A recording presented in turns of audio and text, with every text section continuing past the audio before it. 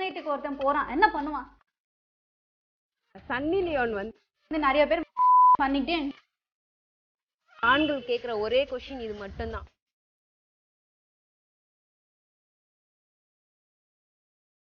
அதுக்கு தாங்க எல்லாருமே பயப்படுறாங்க.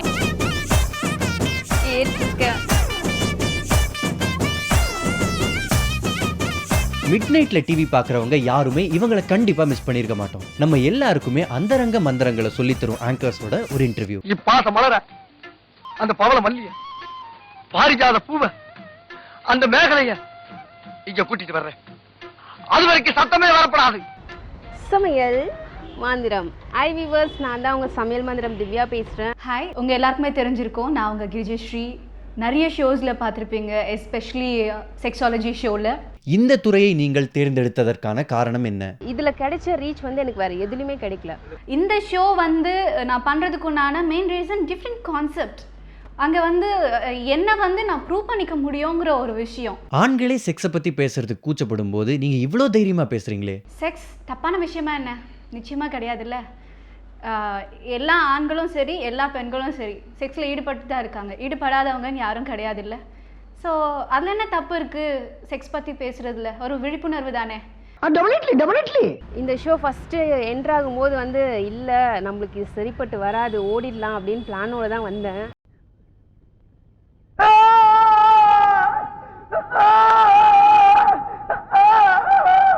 ஆண்கள் கிட்ட எப்படி இப்படி டபுள் மீனிங்ல கூச்சமே இல்லாம பேசுறீங்க? டபுள் மீனிங் வேர்டு ஏதாவது மூவில இல்லையா என்ன? நீங்க சொல்லுங்க, ஏதாவது ஒரு மூவி டபுள் மீனிங் வேர்டே இல்லைங்க அப்படின்னு. நிச்சயமா கிடையாது. எல்லா மூவிலையும் இருக்கு, எல்லா விஷயத்துலையும் இருக்கு. என்ன இது வந்து கொஞ்சம் நாம வந்து மசாலாவை ஆட் பண்ணி சொல்ல வேண்டியதா இருக்கு. பிகாஸ் அப்போதான் வந்து சில நல்ல விஷயங்கள் மக்கள் இடத்துல ரீச் ஆகுது. இல்லை, அப்படியே கற்றுக்க வேண்டியதாக. ஒரு துறைக்கு வந்துட்டோம், இந்த துறையில் வந்து இதெல்லாம் பண்ணி தான் ஆகணும் அப்படின்னு. இப்போ ஒரு டான்ஸ் பண்ணோன்னா டான்ஸ் கிளாஸ் போகணும். ஸோ அந்த மாதிரி டபுள் மீனிங் கூட கற்றுக்க வேண்டியதாக இருக்குது. அதாவது என் கூட பேசுகிறவங்கள வச்சு நானும் அப்படியே பேசுவேன். உங்கள் நிகழ்ச்சிகளை பார்த்து உங்களோட உறவினர்கள், குடும்பத்தில் இருக்கிறவங்க எதிர்ப்பு தெரிவித்தாங்களா? ஸ்டார்டிங்ஸ்லலாம் பார்த்தீங்கன்னா எனக்கு என் ஃபேமிலி சைடும் சரி, என் ஃப்ரெண்ட்ஸ் சைடும் இதுக்கு வந்து சப்போர்ட் இல்லவே இல்லை. ரொம்பவே எதிர்ப்புலாம் நிறைய இருந்தது. என்ன இது, இந்த மாதிரி ஷோலாம் நீ போய் பண்ணி வந்து சம்பாதிக்கணும்னு ஒன்றும் அவசியம் இல்லை, எவ்வளோ விஷயங்கள்லாம் இருக்குது, சீரியல்ஸ் பண்ணு, மூவிஸ் பண்ணு அப்படின்ட்டு. பட் எனக்கு 100% வந்து சாட்டிஸ்ஃபேக்ஷனோட தான் பண்ணுறேன். இதுதான் அஃப்கோர்ஸ் ஸ்டார்டிங்கில் எல்லாருக்குமே வந்து பயம் இருந்தது. ஒரு பொண்ணாக நீங்கள் வந்து இந்த மாதிரி ஒரு ஷோ பண்ணுறீங்க, ஸோ பின்னாடி வந்து உங்களுக்கு ஒரு லைஃப் இருக்கும், so be careful about that அப்படின்னு சொல்லி எனக்கு வந்து நிறைய ஃப்ரெண்ட்ஸ் வந்து எனக்கு அட்வைஸ் பண்ணாங்க. ஈவன் எனக்கு யார் என்ன ஏதுன்னு கூட தெரியாது. என்னுடைய ஷோஸை பார்த்து கூட வந்து நிறைய பேர் வந்து, ஏன் கிரிஜஸ்ரீ நீங்கள் இந்த மாதிரி ஒரு ஷோ பண்ணுறீங்க அப்படின்னு ஷோ பார்த்து நிறைய வியூவர்ஸ் கூட எனக்கு வந்து நல்ல எண்ணத்தில் எனக்கு நிறைய பேர் அட்வைஸ் பண்ணியிருக்காங்க. So I'm very lucky to have such friends and such fans. நிச்சயமாக எல்லாருக்குமே வந்து இருந்தது. அதுக்கப்புறமா போக போக போக நாங்கள் பேசுகிற விதங்கள், கொடுக்குற சொல்யூஷன்ஸ்னு ஒன்று இருக்குல்ல, ஸோ அது வந்து நிறைய பேருக்கு யூஸ்ஃபுல்லாக இருந்தது. அதனால் வேண்டி அதை எல்லாம் என்கரேஜ் பண்ணாங்க. செக்ஸ் பற்றி நீங்கள் என்ன நினைக்கிறீங்க? ஃபுல் ஆஃப் லவ் நான் சொல்லுவேன். ஒன்றுமே உங்களுக்குள்ளே இல்லாமல் ஒரு பெண்ணையோ இல்லை ஒரு ஆணையோ தொட்டிங்கன்னா அதுக்கு வந்து நீங்கள் மரத்து கூட வந்து நீங்கள் செக்ஸ் பண்ணலாம். செக்ஸ் பண்ணாமல் யாருமே இந்த உலகத்துக்கு வந்திருக்கவே முடியாது. செக்ஸை வந்து தப்பான வழியில் யூஸ் பண்ணுறவங்களுக்கு செக்ஸ் கண்டிப்பாக தப்பு தான். வெளியே செல்லும்போது பொதுமக்களோட அணுகுமுறை எப்படி இருக்குது? ஃபஸ்ட்டு ஸ்டார்டிங்லலாம் பார்த்தீங்கன்னா வெளியில் போகும்போது, என்ன மேடம் ஷூட்டிங் போலியா, 11 o'clock ஆயிடுச்சு அப்படின்னு கேட்பாங்க. அது இல்லாமல் ஃபஸ்ட்லாம் பார்த்தீங்கன்னா தப்பான அபிப்பிராயம் தான் நிறைய இருந்தது. என்ன இந்த ஷோலாம் பண்ணுது இந்த பொண்ணு அப்படின்ற மாதிரி கேட்பாங்க. அப்போ மனசு ரொம்ப கஷ்டமாக இருக்கும். ஏமா இந்த மாதிரி ஷோலாம் பண்ணுற அப்படின்ட்டு கேட்கும்போது ஃபீலிங்காக இருக்கும். என்ன இது, அப்படி தப்பான ஏதாச்சும் நம்ம பண்ணிட்டோமா, இல்லை தப்பான நிகழ்ச்சியில் கமிட் ஆகிட்டோமா, என்ன இருக்குது இதில்? எனக்கு பார்க்கும்போது பர்சனலாக எனக்கு ஒன்றுமே சுத்தமாக தெரியல. இதுக்கு முன்னாடி நான் இந்த ஷோஸ் பார்த்துருக்கேன், பார்க்கும்போது நார்மலாக தான் இருந்தது. இது ஒரு ஷோ, அவ்வளோதான், அதோடு நிறுத்திக்கணும். சில மெசேஜஸ்லாம் பார்க்க எனக்கு ரொம்ப கஷ்டமாக இருக்கும். தப்பான மெசேஜஸ்லாம் வந்துட்டு இருந்தது. அவங்களுக்குலாம் புரிய வச்சேன், சமையல் மந்திரம்னா இதான். இதுக்கு மேலே வந்து நீங்கள் போயிட்டு அசிங்கமாக பேசிட்டு அசிங்கமான கமெண்ட்ஸ் போட்டு ஒன்றுமே ஆக போகிறதில்ல. செக்ஸ் வந்து எல்லாருக்குமே தெரியும், பட் எல்லாருக்குமே தெரியும், அதை வந்து நாங்கள் வெளிப்படையாக பேசுகிறோம். வீட்டில் இருக்கவங்க வந்து வெளிப்படையாக பேசுறதில்ல. வெளிப்படையாக பேசாததுனால தான் செக்ஸ் பற்றி எதுவுமே யாருக்குமே தெரியறதில்ல. வெளிப்படையாக பேசுங்க, பேசி பழகுங்க. ஃபஸ்ட்டு தப்பான தாட்டில் பேசுகிறவங்க இருக்க தான் செய்கிறாங்க. நம்ம இல்லை அப்படின்னு சொன்னோன்னா அது சுத்த போய் இருக்க தான் செய்கிறாங்க. ஈவன் என்னுடைய ஷோஸ்லையுமே வந்து நிறைய பேர் பண்ணிக்கிட்டே என் காலில் பேசிட்டு தான் இருப்பான். அதெல்லாம் நம்ம வந்து கேர் பண்ணிக்கிட்டோம்னா முடியாது. நல்லதுன்னு இருந்தால் அதில் கெட்டதுன்னு இருக்கும். ரெண்டுத்தையுமே நம்ம வந்து பேலன்ஸாக எடுத்துகிட்டு போக தான் வேணும். உங்களோட ரசிகர்கள் எண்ணிக்கை கூடிக்கிட்டே போகுதே. அதுக்குண்டான காரணம் வந்து ஐம் பீயிங் மை செல்ஃப். நான் அவங்கள வந்து ஃப்ரெண்டாக நினைக்கிறேன். அதுதான் ஒரே ரீசன். இவ்வளோ நான் ஃபேன்ஸுன்னெலாம் சொல்ல மாட்டேன், இவ்வளோ ஃப்ரெண்ட்ஸ் இருக்கிறதுக்கு காரணம். இப்போ வந்து ரசிகர்கள் பார்த்திங்கன்னா நிறைய வந்துக்கிட்டே இருக்காங்க. ஆண்கள் மட்டும் ரசிகர் இல்லாமல் இப்போ எனக்கு பெண்கள் நிறைய பேர் ரசிகர்கள் இருக்காங்க. எல்லாருமே வந்து என்னை ஒரு அக்காவா ஒரு தங்கச்சியா அந்த மாதிரியே ட்ரீட் பண்ணுறாங்க. சில பெண்கள் பார்த்தீங்கன்னா சொல்லுவாங்க, திவ்யா அவங்கள நைட்டில் பார்க்காம தூங்குறதே இல்லை. நீ ஒன்றும் கவலைப்படாத வீரா, யாரு என்ன ஒன்றும் சொல்லி போட்டோம், நீ கவலைப்படாதே. நீங்களும் ஒரு கட்சி ஆரம்பிச்சா அதுக்கு என்ன பேருங்க வைப்பீங்க? கட்சிக்கான பெயர் வைக்கணும்னா இளைஞர்கள் எழுச்சி கூட்டம் தான் வைக்கணும். கண்டிப்பாக நான் கட்சி ஆரம்பிக்க மாட்டேங்க. I'm not interested. நீங்கள் எப்பங்க ஹீரோயினாக நடிக்க போகிறீங்க? ஹீரோயினாவா? அடுத்த சான்ஸ் நீங்கள் தருவீங்களா? நல்ல ஸ்டோரியோட? Yes, of course. நல்ல மூவி, நல்ல க்ரூ கிடச்சிதுன்னா நிச்சயமாக வந்து நான் பண்ணுவேன். ஹீரோயினாக நடிக்கணும் அந்த ஆசைலாம் எனக்கு கண்டிப்பாக இல்லை. காமத்தில் அதிக ஈடுபாடு உள்ள இளைஞர்களை பற்றி. ஆக்சுவலி காமம் வந்து எல்லாருக்குமே இருக்கணும், அது லிமிட்டாக இருக்கணும். ஓவராக இருந்ததுன்னா அது நல்லதில்லை. ஸோ நம்ம ஷோலேயே பார்த்துருக்கோம், கைப்பழக்கம், அந்த பழக்கம், இந்த பழக்கம். எப்போ பாரு ஆண்கள் கேட்குற ஒரே கொஷின் இது மட்டும்தான். ஸோ செக்ஸ் வந்து பார்ட் ஆஃப் லைஃப் தான். அது எந்த டைமில் இருக்கணுமோ அந்த டைமில் இருக்கணும், எந்த டைமில் இருக்கக்கூடாதோ அந்த டைமில் இருக்கக்கூடாது.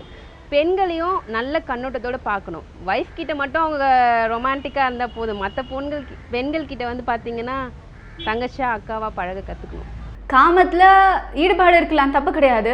ஆனால் பெண்கள் கிட்ட போய் தவறாக நடந்துக்கிட்டு, இஷ்டம் இல்லாத வந்து தவறாக நடந்துக்கிட்டு அவங்க கிட்ட செருப்படி வாங்காமல் இருந்தால் சரி. ஆனா நீ ரொம்ப கருத்துமா. மேடம், உங்களுக்கு பாய் ஃப்ரெண்ட் இருக்காங்களா? பாய் ஃப்ரெண்டா?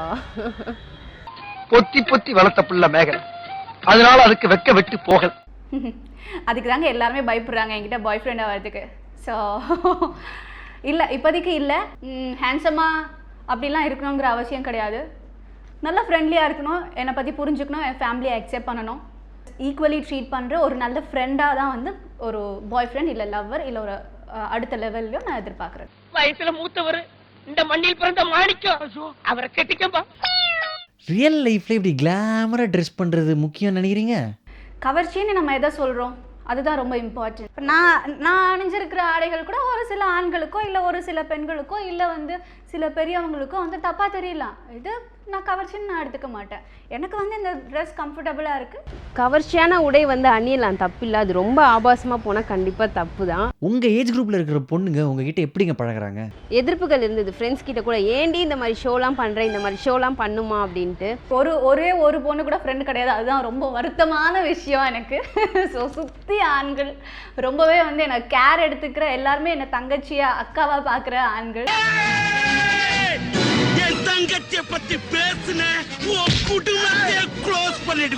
அது வரைக்கும் ரொம்ப சந்தோஷமா இருக்கு.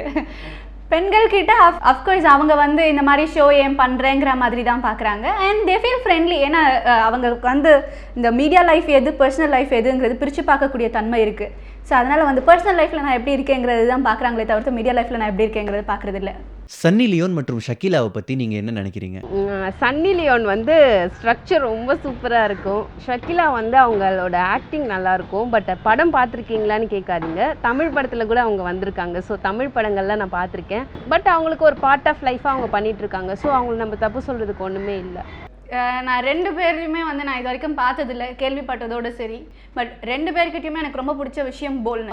அவ்வளோ தைரியமாக போல்டாக எல்லா விஷயத்தையும் வந்து ஷேர் பண்ணுறதுங்கிறது பெரிய விஷயம். ஸோ அதை வந்து அவங்க தைரியமாக பண்ணுறாங்க. அதுக்காக வேண்டி ஹேட்ஸ் ஆஃப் டு தேம். ஆபாச வெப்சைட்டை முடக்கணும்னு சொல்கிறாங்களே, ஆபாச வலைத்தளங்கள்லாம் முடுக்கணும்னா சமையல் மந்திரம் நிகழ்ச்சி பாருங்கள், அதெல்லாம் முடுக்கிட்டா கூட ஒன்றும் ப்ராப்ளம் இல்லை. இது இருக்குல்ல, அட்ஜஸ்ட் பண்ணிக்கலாம். ஒரு விதத்தில் நல்லது, ஒரு விதத்தில் கெட்டதுன்னு நான் சொல்லுவேன். எந்த விதத்தில் நல்லது அப்படின்னாக்கா, டீனேஜர்ஸ் இல்லை வந்து ஒரு செக்ஸ்னா என்னன்னே தெரியாமல், அதாவது பாலியல்னா என்னன்னே தெரியாமல் இருக்கிற ஒரு லெவலில் இருக்கிற குழந்தைங்க இருக்காங்க இல்லையா, அவங்கெல்லாம் வந்து பார்த்து நிறைய கெட்டு போகிறதுக்கு கூட ஒரு வாய்ப்பு இருக்குது. ஸோ அதனால் வந்து அதை தடை பண்ணலாம், நோ இஷ்யூஸ்.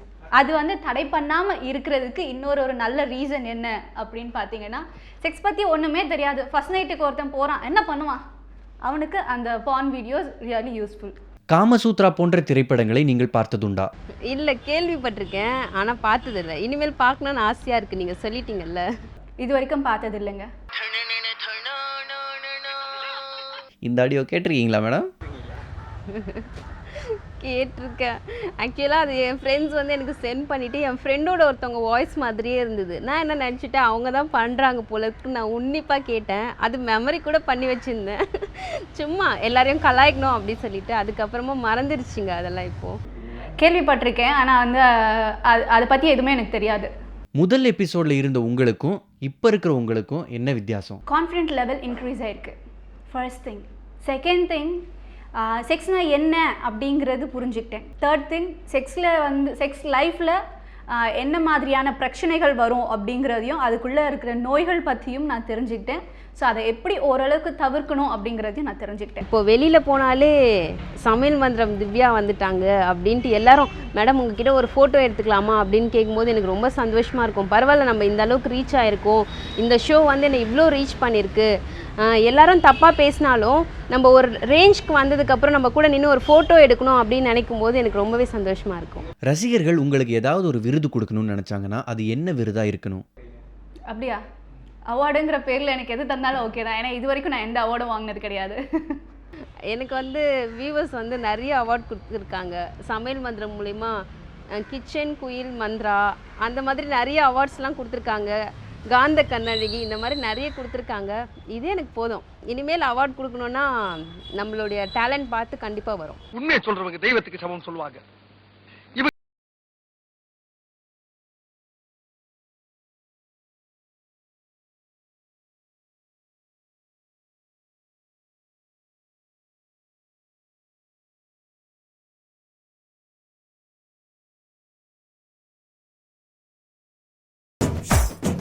அதுக்கு தாங்க எல்லாருமே பயப்படுறாங்க. கேட்டிருக்கேன்.